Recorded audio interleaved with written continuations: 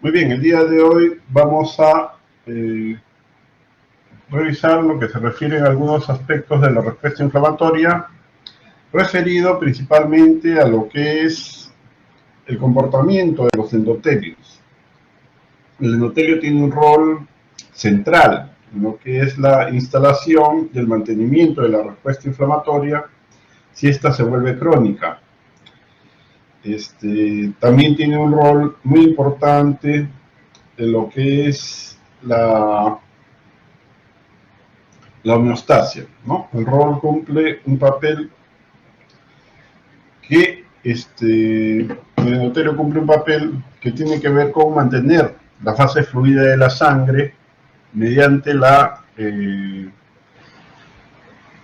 activación de una serie de mecanismos que impiden que las cascadas de coagulación se vayan a activar, también impiden que las células inmunes y las plaquetas se vayan a activar, ¿no? De esta forma regula la actividad inflamatoria de estas células.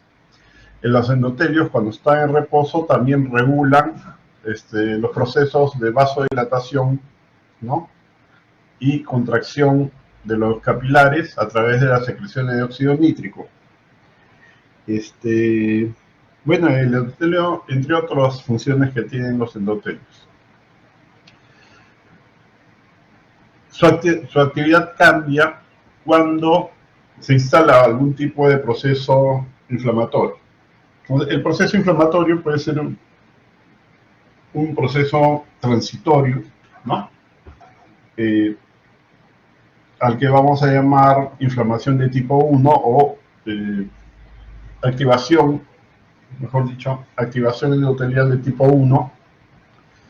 Esta activación es una activación temporal, ¿no? Es una activación que depende de la actividad de un receptor que vamos a llamarlo receptor homotrimérico o heterotrimérico asociado a proteína G, ¿ya? Este receptor se une a alguna molécula que va a iniciar la activación endotelial. Y esta molécula, bueno, el receptor se puede unir a diferentes tipos de moléculas. A estas moléculas las vamos a llamar ligandos, ¿no? Uno de los ligandos a los que se puede asociar es, por ejemplo, la histamina. Entonces, una vez que se produce la unión de la histamina al receptor, se inicia una serie de señales que terminan dando lugar a la aparición de los eventos que nosotros vemos, ¿no? Clásicamente la respuesta inflamatoria localizada. Todo producto de la respuesta endotelial. Va a haber tumor porque la célula endotelial va a permitir el paso de fluido intracelular al extracelular. Va a haber congestión vascular, ¿no? Entonces va a haber enrojecimiento y rubor, ¿no? Bueno, también va a haber migración de células inflamatorias, como no, porque el endotelio va a expresar moléculas de adhesión que van a facilitar este tipo de actividad. La respuesta es limitada porque el receptor al cabo de algunos minutos se agota, ¿no? Al cabo de 10 a 20 minutos, el receptor ya no ejerce su actividad y el proceso inflamatorio comienza a ceder, ¿ya? Este tipo de respuesta, por ejemplo, corresponde a un golpe que de repente hemos recibido o algún tipo de algún pellizco que de repente nos han dado, ¿no? Estas son respuestas inflamatorias muy temporales, ¿no? Uno se soba, uno espera un rato y el dolor cede. Es diferente si la respuesta inflamatoria requiere sostenerse por alguna razón. Por ejemplo, en los procesos infecciosos localizados, supongamos que se ha presentado algún forúnculo o un granito, el granito no va a desaparecer en unos cuantos minutos, ¿no? Ese granito infectado va a tardar varios días en ser resuelto por el sistema inmune. Entonces, cuando eso sucede, la respuesta inflamatoria pasa al comando de las células inmunes, ¿ya? Y entre ellas tenemos a los macrófagos, ¿no? Que van a organizar la respuesta inflamatoria aguda y lógicamente van a tener la colaboración de las células de la respuesta adaptativa. Hay dos interleuquinas que van a actuar en este tipo de respuesta y van a sostenerla el tiempo que sea necesario, que son la interleuquina 1 y el factor de necrosis tumoral. Las manifestaciones o las vías de activación que se van a presentar son las mismas, ¿no? O sea, de la respuesta, de los cambios que se observan en el tipo de activación 1. La diferencia es que estas van a ser reforzadas y amplificadas y se van a agregar, ¿no?, algunas otras vías que van a garantizar el mantenimiento del proceso inflamatorio hasta que se pueda resolver la eliminación del antígeno o la reparación del tejido dañado. Ya. La tercera situación es aquella en la que la respuesta inflamatoria no se resuelve, se vuelve crónica. Entonces los endotelios van a inducir o van a colaborar, ¿no?, van a tener un papel muy importante en lo que es la organización de tejido linfoide terciario. El tejido linfoide terciario es un tejido linfoide aberrante, es un tejido linfoide inflamatorio que sostiene la respuesta inflamatoria de forma indefinida y eso termina causando daño y también destrucción del tejido donde se ha asentado, ¿ya?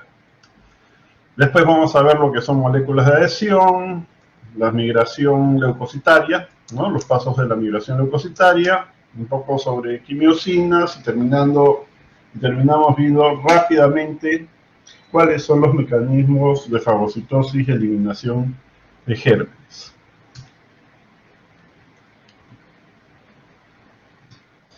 Bien, entonces ya hablamos un poco acerca de los conceptos, endotelios. La migración leucocitaria va a tener varias etapas, ¿no? Una vez que se produce el incremento de la permeabilidad capilar, se va a producir el evento de hemoconcentración y el vaso sanguíneo donde la sangre se ha hemoconcentrado va a tener que los leucocitos van a comenzar a marginarse. Una vez que se marginan, comienzan a interactuar con las células endoteliales vasculares para proceder con los pasos de la migración leucocitaria, ¿no?, que son el rodamiento o rolling, la adhesión estable o adherencia estable, la diapedesis y finalmente la migración, ¿no?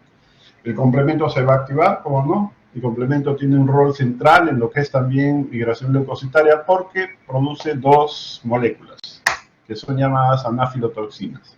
La anafilotoxina 3 y la anafilotoxina C3A y la anafilotoxina C5A. De estas, la que tiene más potencial de reclutar y activar principalmente polimorfos nucleares es la molécula C5A.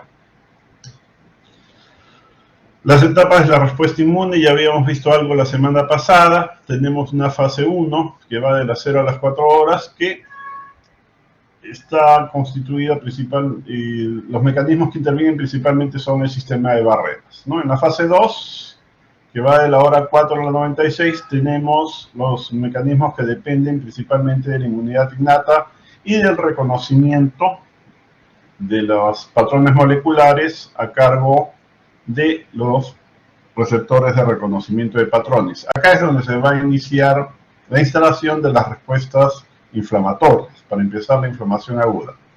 Y a partir de la hora 96, bueno, ya se comienza a encontrar evidencia de respuesta adaptativa, ¿no? O sea, activación de linfocitos B, activación de linfocitos ayudadores, CD4 o linfocitos T ayudadores, y activación de linfocitos TCD8 o citotóxicos. Entonces, ¿qué es la inflamación? La inflamación aguda es una respuesta rápida, ¿no?, que se va a dar al cabo de algunas horas posterior a la instalación del daño, ¿no? Que puede ser un daño tisular o el ingreso de algún germen. ¿En qué consiste o qué finalidad tiene la respuesta inflamatoria aguda? Su finalidad es generar infiltrados ricos en moléculas de la respuesta inflamatoria aguda y en células de la respuesta inflamatoria aguda, ¿ya?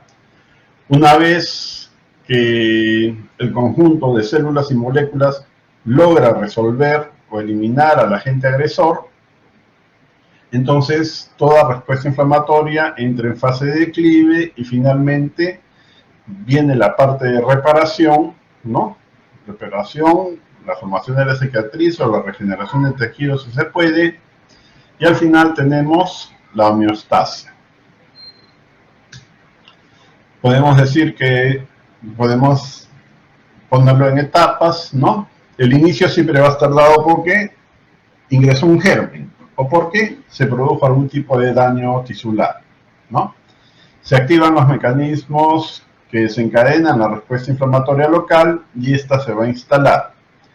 Entonces, ¿cuál va a ser la evidencia de que la célula se activó? La liberación de mediadores. A la cabeza, interleuquinas. Interleuquinas de la respuesta inflamatoria aguda, moléculas quimiotácticas, actividad del complemento, ¿no?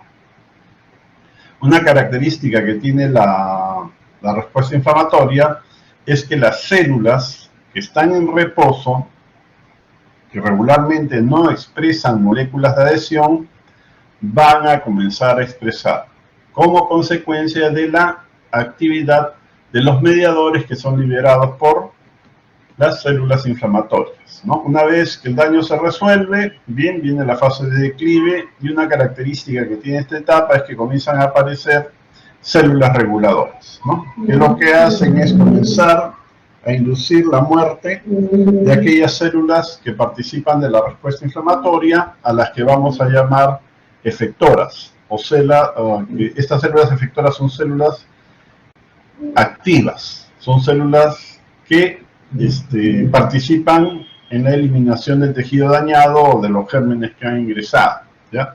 Una vez que no hay gérmenes, a las células efectoras también se les elimina. Y comienzan a generarse productos que lo que hacen es regular la respuesta inflamatoria. Finalmente tenemos la fase de resolución. El macrófago también va a tener un rol acá, porque el macrófago va a cambiar su actividad de ser una célula que promueve la respuesta inflamatoria a ser una célula que va a promover más bien los procesos de regeneración y cicatrización. Y eso lo va a hacer de tres formas, ¿no?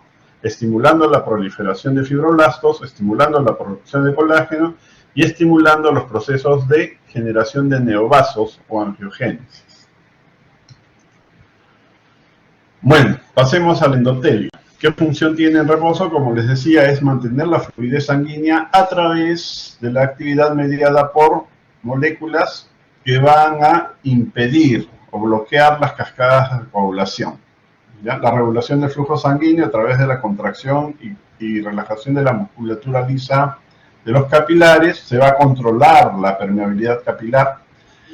Los endotelios no son iguales en todo el organismo, ¿no? Hay endotelios que tienen poros, estos endotelios con poros pueden o no tener membrana basal, ¿no es cierto? Por ejemplo, en el riñón, en el glomérulo renal, el endotelio tiene poros y debajo hay una membrana basal, ¿no? Esta membrana basal sirve para filtrar el plasma. Y en el hígado, el endotelio capilar también es poroso, ¿no?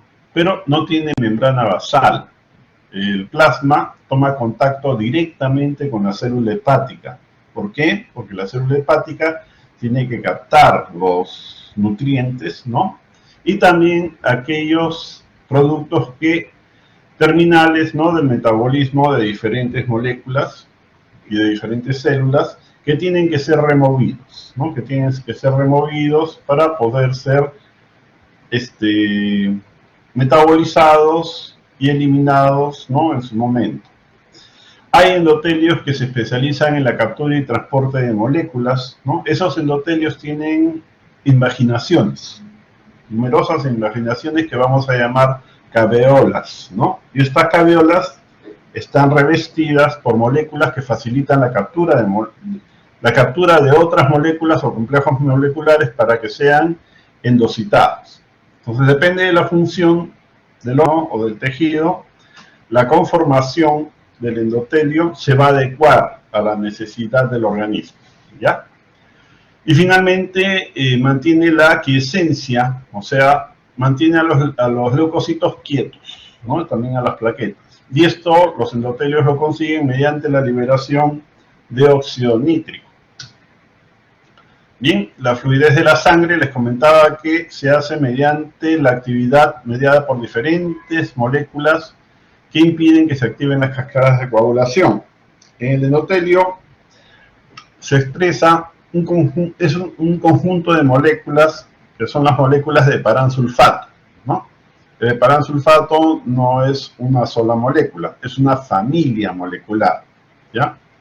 Y hay un grupo de moléculas de paransulfato que son capaces de fijar antitrombina 3 e inactivar la trombina. También fijan otra molécula que es la trombomodulina. La trombomodulina lo que hace, una vez que es fijada por el endotelio, actúa sobre la trombina, ¿no? Y hace que esta molécula, en lugar de activar fibrinógeno, lo que hace es activar proteína C. O sea, le cambia la afinidad, ¿ya? Y la proteína C es una molécula que bloquea la activación de diferentes proteínas de las cascadas de coagulación. Otra molécula que se va a generar es la proteína S, que también inactiva diferentes elementos de las cascadas de coagulación. Y además, a través de la producción de óxido nítrico y prostaglandina 2, enmascara o degrada aquellas señales que pueden activar células que participan en la respuesta inflamatoria, como plaquetas, ¿no? Y también linfocitos, ¿no? Por ejemplo, o leucocitos, como los polimorfos nucleares. El endotelio, por ejemplo, si en algún momento se expresa una molécula de factor de von Willebrand procoagulante o moléculas de adhesión como las selectinas, los endotelios lo que van a hacer es capturar esas moléculas, endocitarlas y reservarlas en unas vesículas que vamos a llamar cuerpos de Weibel-Palade. Y se van a quedar ahí hasta el momento en que sea necesaria la presentación. Regulan el flujo sanguíneo también a través de la secreción de óxido nítrico y esto favorece, relaja o contrae al músculo liso, ¿no? El exceso de óxido nítrico produce relajación de la musculatura lisa. La permeabilidad capilar ya se los comenté, ¿ya? Y la quiescencia leucocitaria se hace a través también de la producción de óxido nítrico. El endotelio en reposo, en el gráfico donde está el endotelio, ¿no? Ustedes ven que hay unos palitos que están sobre la membrana celular. Esos palitos son las moléculas de paransulfato. Y estas moléculas de paransulfato se dedican a captar otras moléculas, ¿no? En este caso, el heparansulfato ha capturado una molécula de antitrombina 3 que inactiva trombina, ¿no? Esta heparansulfato ha capturado una trombomodulina y la trombomodulina también actúa sobre la trombina, pero hace que su afinidad cambie. Y esta trombina, en lugar de activar fibrinógeno, lo que va a hacer es activar proteína C para regular las cascadas de coagulación. Lo mismo sucede con las plaquetas. La liberación de óxido nítrico impide que las plaquetas se vayan a activar, o sea, impide que se agreguen, ¿no? Y que se adhieran, ¿ya? Si se expresa alguna molécula como factor de von Willebrand, ¿no? Como selectina P, o, en fin, estas son capturadas y reservadas en vesículas que son los llamados cuerpos de Weibel-Palade. La relajación y la contracción capilar depende de la liberación de óxido nítrico. Bueno, ya comentamos acerca de la función de los endotelios en las diferentes áreas del organismo, y la aquiescencia leucocitaria también es producto de la actividad endotelial que libera óxido nítrico y mantiene a las células quietas, ¿no? En la inflamación aguda les comentaba que hay dos formas como se puede presentar este tipo de respuesta endotelial. Una es la activación de tipo 1, ¿no? Acá dice independiente de expresión genética, porque depende de las señales que son generadas por el receptor heterotrimérico asociado a proteína G, ¿no? Y este receptor se activa simplemente con unión a algún ligando, por ejemplo la histamina.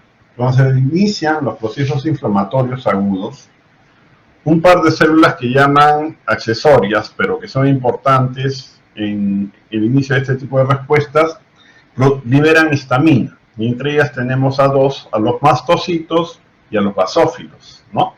Esta histamina que es liberada por estas células actúan sobre los receptores endoteliales para iniciar las respuestas inflamatorias locales, ¿no? La activación de tipo 2 es requerida cuando se necesita que el proceso inflamatorio se sostenga a lo largo del tiempo y depende de la expresión genética. ¿Por qué? Porque aquí se requiere que los macrófagos comiencen a producir mediadores, ¿no? O sea, interleuquinas, entre otras moléculas, de la respuesta inflamatoria aguda.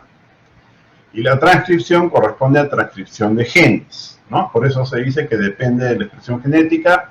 Y acá tenemos dos interleuquinas importantes, el factor de necrosis tumoral y la interleuquina 1. A nivel local, la manifestación de la respuesta inflamatoria tiene 4 signos, ¿no? Clásicos, que son el rubor, que corresponde a la congestión vascular, al tumor, que corresponde a la salida del fluido del intravascular al extravascular, el calor, que también es consecuencia de la congestión vascular, y el dolor, que es producto de la activación de las fibras del dolor, ¿no? De los nervios, de los filetes nerviosos.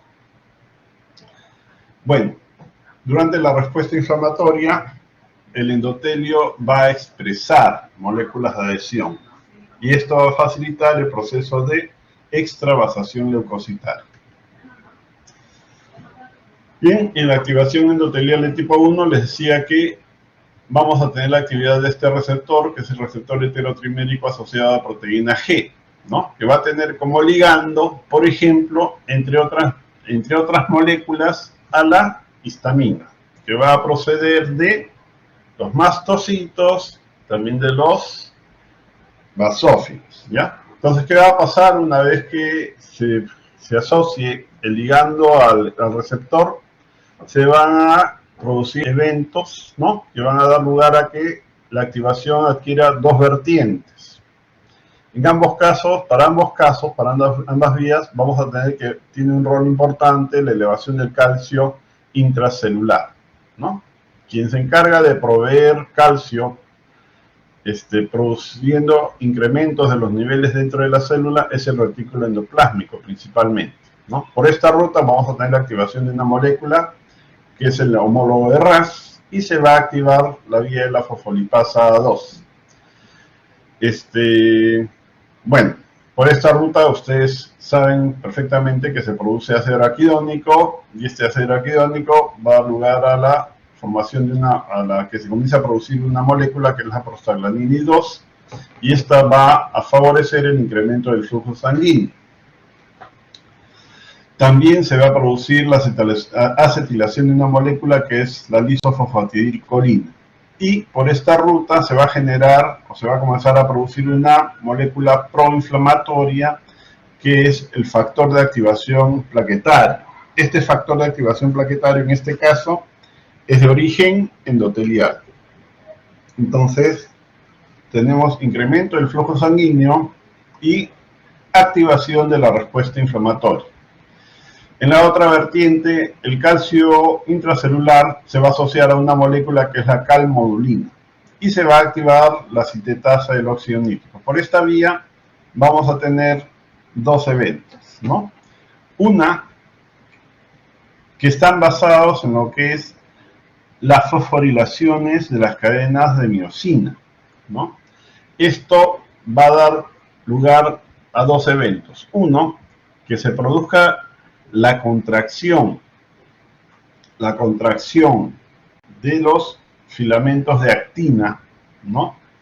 Que van a terminar abriendo las uniones intercelulares, facilitando de esta forma la salida del fluido intracelular al el fluido intravascular al extravascular, ¿no?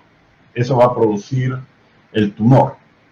Por otro lado, este tipo de actividad va a provocar que los cuerpos de Weibel-Palade comiencen a migrar hacia la parte externa de la célula, y una vez que esto sucede, las membranas de las vesículas de los cuerpos de Weibel-Palade se van a fusionar. Los cuerpos de Weibel-Palade van a exponer las moléculas que estaban conservando. ¿Qué moléculas conservaban? Moléculas de adhesión intercelular, moléculas como el factor de von Willebrand, ¿no? Y otras. Entre las moléculas de adhesión que van a expresar los cuerpos de Weibel-Palade una vez que se fusionan con la membrana extracelular, está la selectina P, ¿ya? Eso va a hacer que, bueno, este es un evento central para que puedan producirse los eventos de extravasación leucocitaria. Bien, acá tenemos la ruta, les decía, el receptor homotrimérico. Este es un receptor homotrimérico. Está asociado a una proteína que es un receptor heterotrimérico que está asociado a una proteína que es esta de acá, que es la proteína G. ¿Ya? ¿Quién desencadena las señales mediadas por este receptor? El ligando. Y el ligando puede ser una molécula de histamina. Se van a producir las vías de activación intracelular, ¿no? Por un lado vamos a tener la generación de mediadores proinflamatorios y el incremento del flujo sanguíneo, ¿no? Y por el otro lado vamos a tener que se va a producir la fosforilación de las cadenas de miosina, que va a dar lugar a dos cosas: que se contraigan los filamentos de actina, separación intercelular, salida del fluido intravascular al extravascular, y lo otro es la fusión de los cuerpos de Weibel-Palade con la membrana extracelular para exponer moléculas de adhesión y otras moléculas que van a participar en este tipo de respuesta. La actividad de este receptor es limitada. El receptor puede mantenerse activo 10 a 20 minutos. Al cabo de ese tiempo se agota, ¿no? Se agota.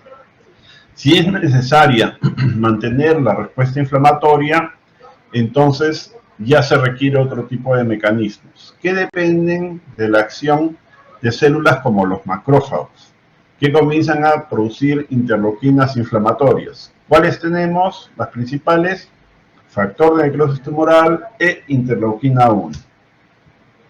¿Ya? El factor de necrosis tumoral y la interleuquina 1 van a actuar sobre las diferentes células a través de receptores. Entonces va a haber un receptor para el factor de necrosis tumoral y otro receptor para la interleuquina 1. ¿Ok? Bien. La actividad del factor de necrosis tumoral y la interleuquina 1 con los receptores que son expresados por las células donde van a ejercer su acción induce la activación de los llamados factores de transcripción nuclear. La semana pasada hablábamos de uno, que era el NF-κB. Hay otro, ¿no?, que es la proteína de activación 1 o AP1.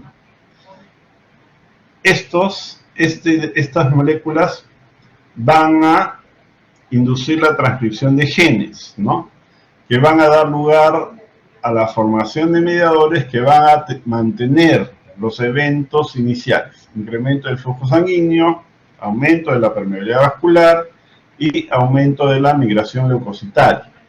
¿Ya? La diferencia con la activación de tipo 1 se encuentra en que este tipo de respuesta se va a mantener el tiempo que sea necesario, ¿no? ¿ok? Hasta que se resuelva el proceso inflamatorio. Y esto se observa en infecciones localizadas, ¿no? Hablábamos de granito que puede tener y que tarda días y a veces semanas en resolverse solito, ¿ya?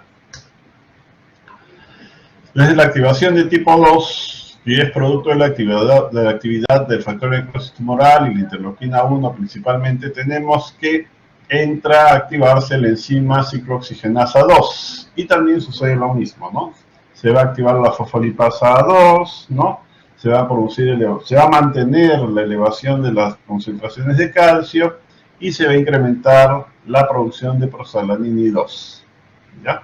Con las acciones que ejerce esta molécula en la respuesta inflamatoria. Se va a reorganizar el esqueleto. Si en la anterior solamente era la fosforilación de la miosina y la contracción de los filamentos de actina, aquí también se va a rearreglar la tubulina. Entonces se va a asegurar la permeabilidad vascular para la salida de las proteínas y los elementos que se encuentran en el plasma. Y finalmente vamos a encontrar la producción de moléculas químicas que son producto de la transcripción de genes, ¿no? Por ejemplo, la interleuquina 8, que es producto del macrófago, se va a favorecer la expresión de selectina E. Este es producto de la actividad del factor de necrosis tumoral, interleuquina 1, y también se va a amplificar la expresión de selectina P. Todo esto orientado a lo que es migración leucocitaria, principalmente de polimorfos nucleares, ¿no? De esta forma se va a conseguir reclutar leucocitos en el lugar donde se está produciendo el evento inflamatorio. Bien, acá tenemos a la izquierda a la interleuquina 1 y a la derecha el factor de necrosis tumoral. Todas las interleuquinas ejercen su acción a través de receptores. En eso son igual que las hormonas, ¿ya? Entonces cada interleuquina interactúa con su receptor y desencadena una cascada de señalización que depende del reclutamiento de proteínas adaptadoras y moléculas de activación. Acá, por ejemplo, tenemos que se va a activar el factor de transcripción NF-κB y también se va a formar la proteína de activación 1. Estas moléculas se transcriben al núcleo e inician la transcripción de genes asociadas con la respuesta inflamatoria aguda.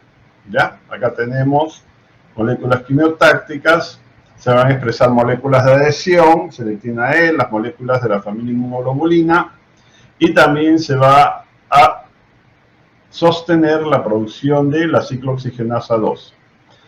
¿Qué vamos a tener en la expresión celular? Que se van a expresar moléculas de adhesión que van a facilitar la migración leucocitaria y se va a amplificar y sostener la producción de moléculas que van a mantener la respuesta inflamatoria y el flujo sanguíneo incrementado, ¿ya? Las moléculas de paransulfato van a capturar moléculas quimiotácticas, ¿no? Y la molécula quimiotáctica es central para poder iniciar la respuesta o el paso de adherencia estable de las células que van a migrar. Por otro lado, tenemos que se garantiza, o sea, se remodela o se remodela, ¿no? El citoesqueleto celular, asegurando que la permeabilidad vascular se mantenga, ¿no? Y además del tema de la actina, tenemos que también se rearregla la tubulina. Bueno, si la respuesta inflamatoria no logra eliminar o regular, ¿no? La actividad del germen o el daño que se está produciendo, entonces entramos a las formas crónicas de inflamación. Y en las formas crónicas de inflamación puede terminar generándose el llamado tejido linfoide terciario, que es un tejido linfoide aberrante que va a asegurar la perpetuación de la respuesta inflamatoria, lo que al final va a terminar provocando daño de tejido, ¿ya? El papel que le toca a la célula endotelial tiene que ver con, por ejemplo, el mantenimiento, ¿no? Y la activación de linfocitos T circulantes a través de la expresión de moléculas HLA, tanto clase 1 como clase 2, ¿ya? Y también los endotelios van a expresar moléculas de coestimulación. Acá tenemos algunas. La CD2, ¿no? La inducida por coestimulación. Tenemos la CD137 y la CD134, ¿ya? Estas van a favorecer la formación y la activación de células T de memoria, ¿no? Este tipo de respuesta también se va a caracterizar porque el linfocito o la activación linfocitaria va a tener dos vertientes. O hay una polarización de tipo Helper 1 que se caracteriza por el reclutamiento de macrófagos, ¿no?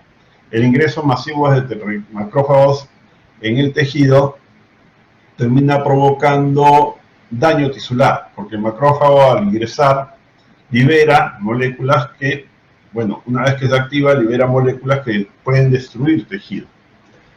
Y también sucede con la otra vertiente, es la TH2. En el caso de la activación TH2, lo que vamos a tener es que se va a producir un reclutamiento masivo de eosinófilos, y los eosinófilos, una vez que ingresan al tejido, se van a activar y van a liberar metaloproteasas, ¿no? Y las metaloproteasas van a degradar colágeno y otras moléculas destruyendo el tejido. Eso es indeseable, ¿no? Eso, en la medida de lo posible, tiene que evitarse. ¿Qué vamos a tener en inflamación crónica? Al final, la polarización del linfocito T, TH1, actividad de macrófagos, TH2, actividad de eosinófilos. Procesos angiogénicos, ¿ya? La célula endotelial va a comenzar a proliferar, ¿no? Y va a proliferar y va a ingresar al parénquima. En el parénquima, este tipo de proliferación le va a dar sustento a las células inflamatorias, ¿no? Que están en el lugar donde se está produciendo el daño. Además, el proceso angiogénico va a inducir en las células estromales o en las células mesenquimales locales un cambio que va a dar lugar a la generación de células fibroblásticas reticulares, que vimos la semana pasada en el seminario. De manera que poco a poco va a terminar constituyéndose un tejido linfoide, ¿no? Van a llegar células, linfocitos T vírgenes, linfocitos B vírgenes, van a llegar células plasmáticas, van a llegar células dendríticas, ¿no? De manera que se termina con la conformación de un tejido linfoide con todas las características de los tejidos linfoides secundarios, pero ubicados en el lugar incorrecto, ¿no? En un tejido donde no corresponde. Y este tejido linfoide terciario aberrante induce la destrucción de los tejidos donde se ubica. Bueno, la polarización TH1 tiene sus características. La principal es que el TH1 tiene como interleuquina principal el interferón gamma, ¿ya? Y aquí lo que vamos a encontrar es que se va a producir moléculas quimiotácticas como la CXL10, ¿no? Que atrae a células que expresan este receptor, el CXR3, que lo tienen los linfocitos T de memoria y las células efectoras. Y además favorece la expresión de selectina E por parte de los endotelios. En la polarización TH2, las interleuquinas que se van a producir son diferentes. Son la interleuquina 4 y 13, que son características de ese linaje celular, ¿no? Se induce la producción de esta molécula quimiotáctica, que es la CCL26, que atrae sobre todo eosinófilos, ¿no? Y la expresión de moléculas de adhesión de la membrana endotelial cambia. En lugar de selectina E, vamos a tener que la que domina es la BCAM1, ¿no? Y esto facilita el arribo de linfocitos T helper 2 y también de eosinófilos. Bien, Entonces los linfocitos van a llegar, los linfocitos se van a activar, ¿no?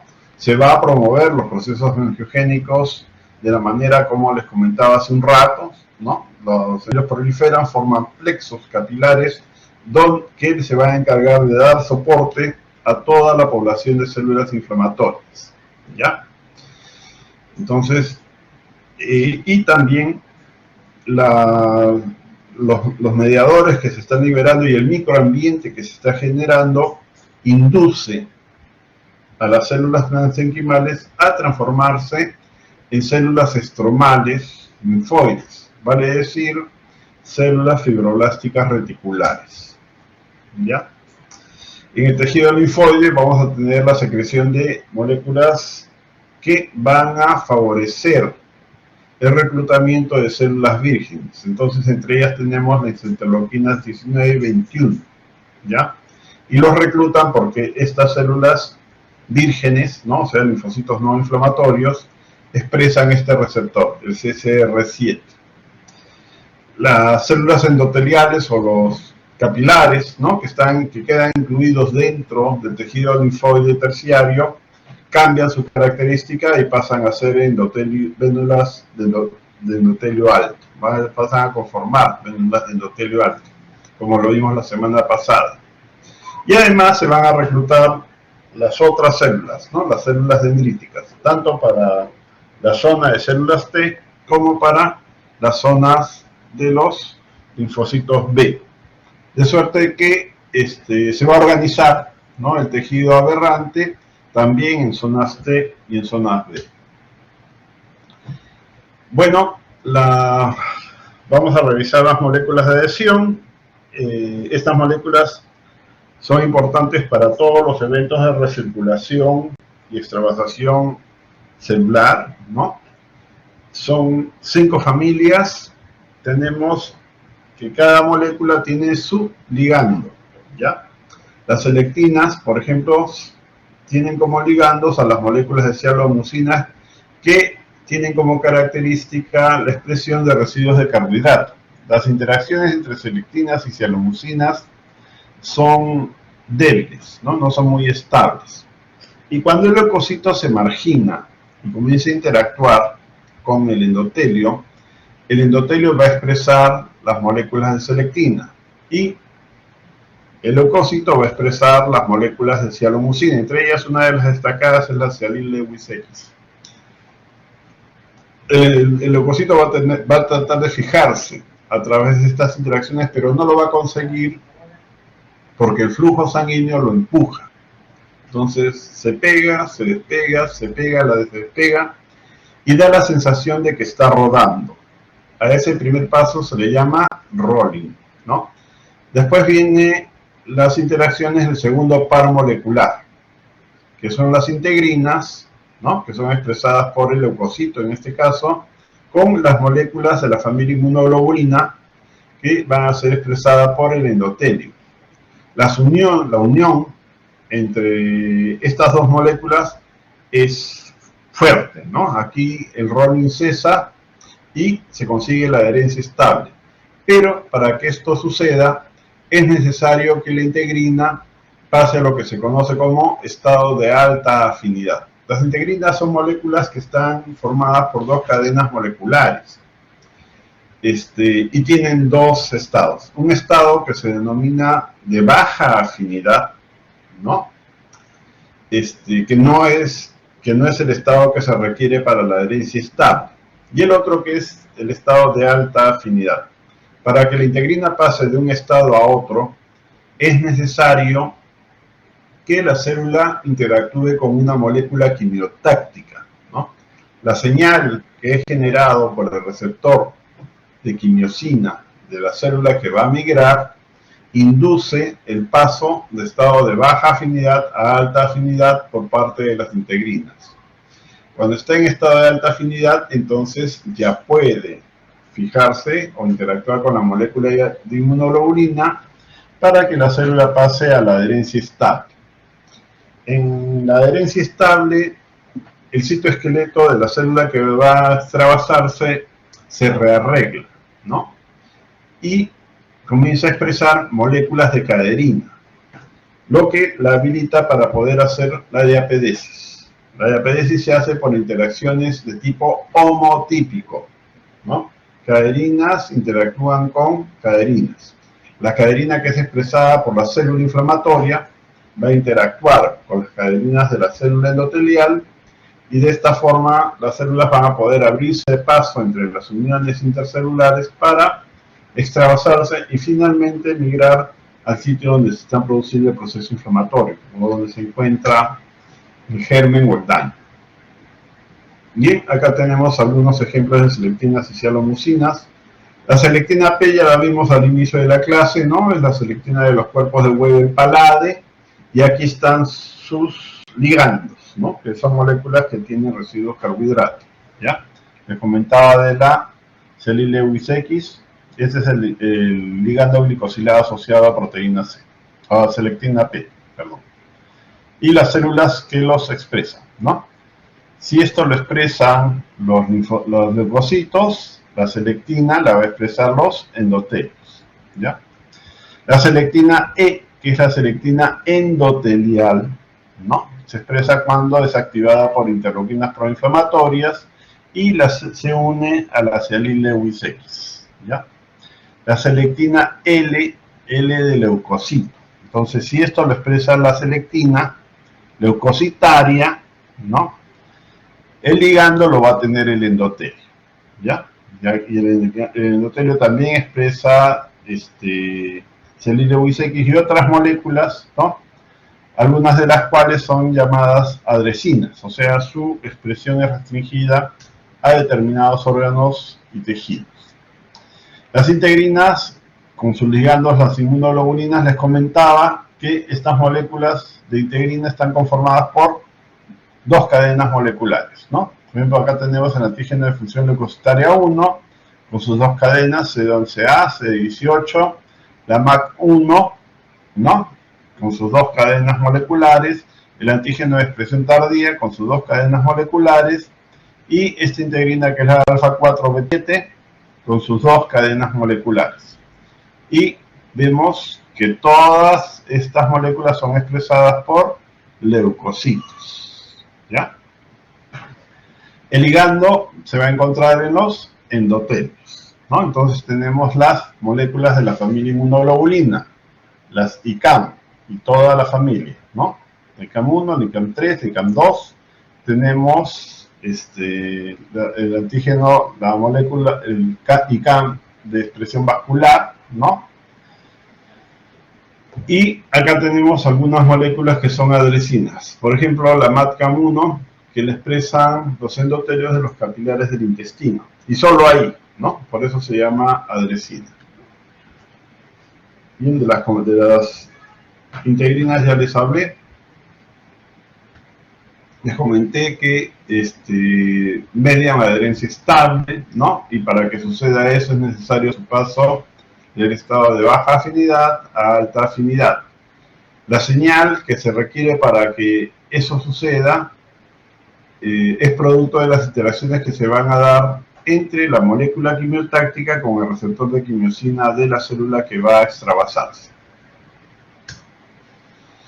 En cuanto a las quimiosinas, bueno, es una familia numerosa, son más o menos 50 moléculas diferentes, son moléculas de bajo peso molecular y se agrupan en tres familias dependiendo de la ubicación de unos residuos de cisteína. Entonces son tres familias: la CC, la CXC, la X es un aminoácido no conservado, ¿no? Y tenemos la CX3C, en las que la secuencia molecular tiene 3 aminoácidos no conservados, ¿ya? El receptor al que se unen es uno llamado site transmembrana, que es muy parecido al receptor heterotrimérico asociado a proteína G. Entonces, ¿qué va a hacer? Bueno, la función principal es reclutar, en este caso, células inmunes, ¿ya? Se va a estimular el desplazamiento de los leucocitos, ¿no? Tienen un papel en lo que es la adherencia estable, y una vez que se extravasa, las quimiosinas guían a la célula hacia el sitio donde se está produciendo el daño. El desplazamiento de la célula lo vamos a llamar quimiosinesis, ¿ok? tienen un rol muy importante en lo que es el desarrollo de órganos linfoides, ¿no? La semana pasada, cuando hablábamos del timo, les decía que las stem cells son reclutadas a través de la producción de moléculas quimiotácticas que atraen a la stem cell y la retienen, ¿no? Para después comprometerla con la producción de linfocitos T. Bien, y bueno, definitivamente son necesarios para cualquier tipo de migración celular. En el caso de las células dendríticas, bueno, las células dendríticas que tienen que migrar del tegumento al órgano linfoide regional, lo hace guiado por quimiosinas.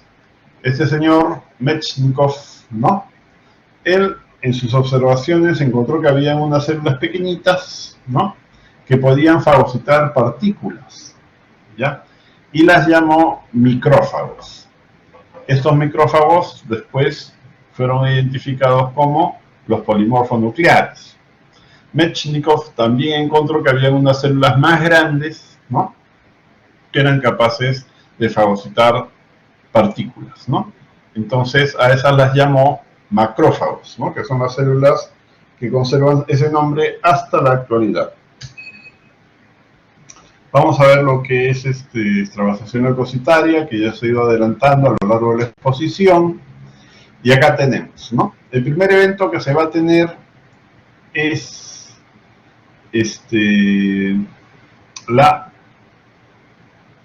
se va a dar primero la salida del fluido del intravascular al extravascular. Eso va a provocar que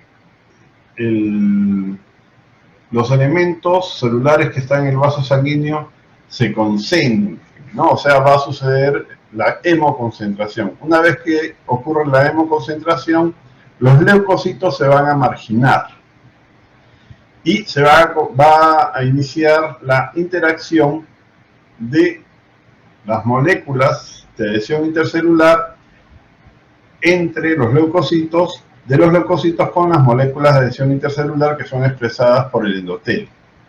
La primera interacción depende del primer par, o sea, las interacciones de selectina con sus ligandos, las cialomucinas. Les decía que esas interacciones no son muy fuertes, ¿no?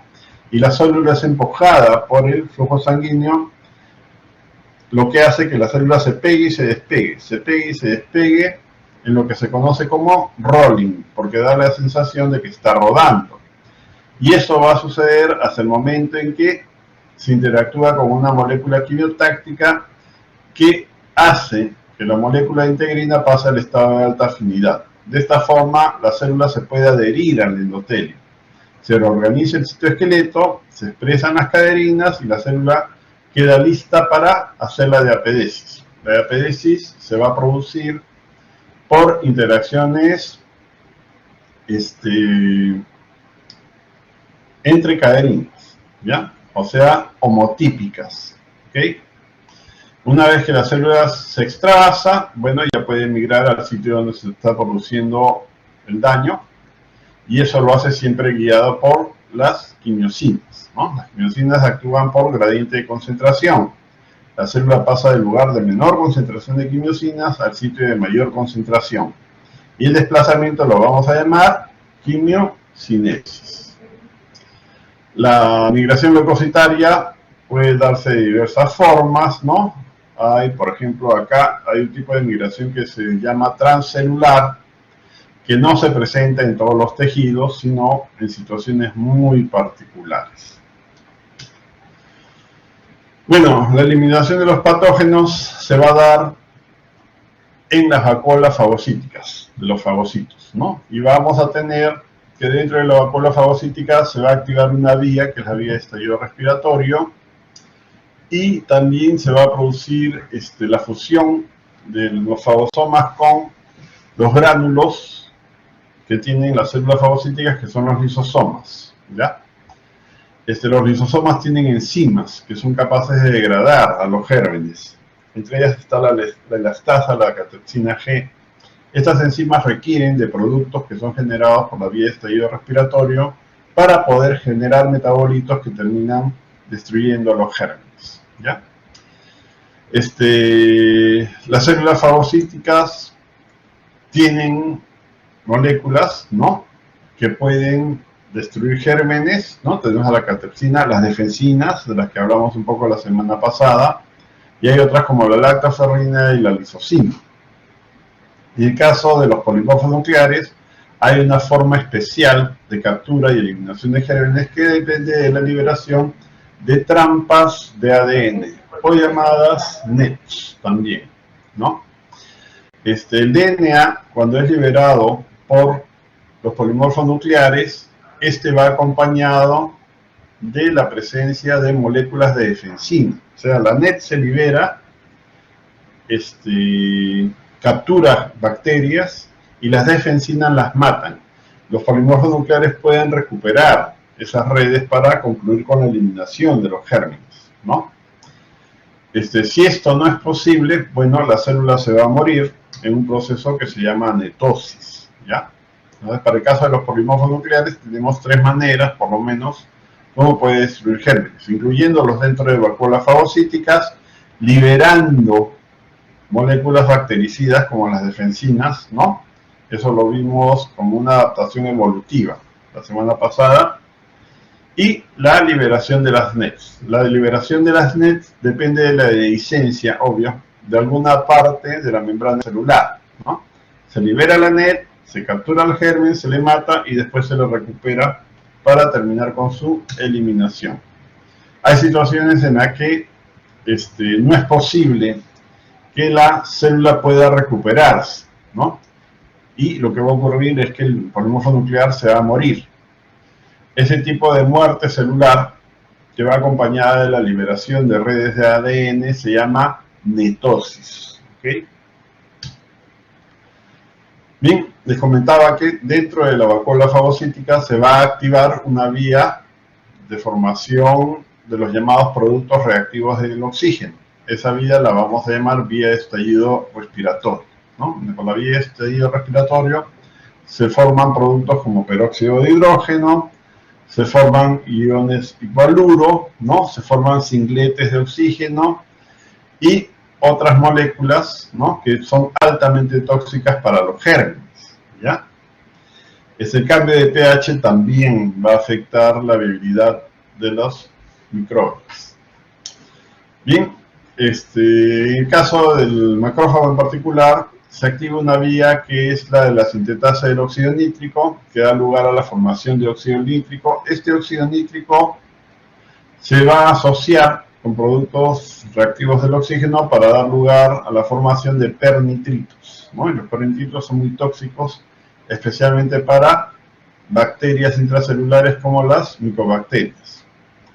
Y enzimas proteolíticas que van a ser activadas y que provienen de los gránulos o los lisosomas, ¿ya? Bien, bueno, las enzimas proteolíticas, entre ellas tenemos estas dos, la elastasa y la catepsina G.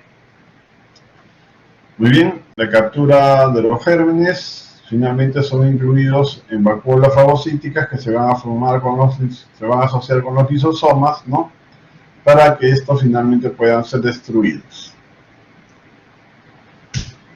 Muy bien, chicos, hasta aquí llegó la clase por el día de hoy. No se olviden de registrar su asistencia, ¿ya? Muchas gracias por su participación.